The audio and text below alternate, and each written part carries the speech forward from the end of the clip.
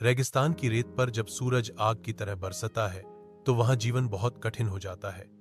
न पानी का ठिकाना, न पेड़ों की छाया, न कोई सुकून। लेकिन इसी तपते रेगिस्तान के बीच एक छोटी सी झोंपड़ी थी जिसमें रहती थी एक दादी माँ। उनके चेहरे पर झुर्रियों की लकीरें थीं, लेकिन आंखों में अपनापन और दिल में दया का अथाह समंदर। दादी माँ का परिवार अब इस दुनिया में नहीं था। उनका बेटा और बहू बहुत साल पहले शहर चले गए थे और फिर कभी लौटकर नहीं आए। शुरू शुरू में दादी माँ को बहुत दुख हुआ, पर धीरे धीरे उन्होंने अकेलेपन को अपनी आदत बना लिया। वे रेगिस्तान की रेत और आसमान को अपना साथी मानकर जीवन काट रही थी।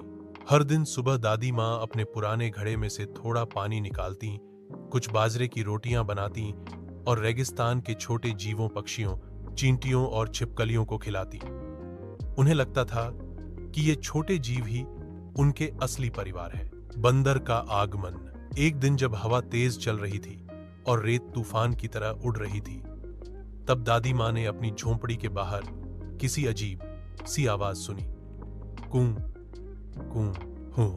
उन्होंने बाहर जाकर देखा तो एक थका हारा बंदर रेत पर गिरा पड़ा था।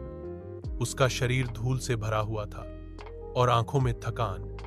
रेगिस्तान में बंदर का होना अजीब बात थी, क्योंकि वे अक्सर जंगलों में रहते हैं। दादी माँ ने तुरंत उसे उठाया और झोंपड़ी में ले आई।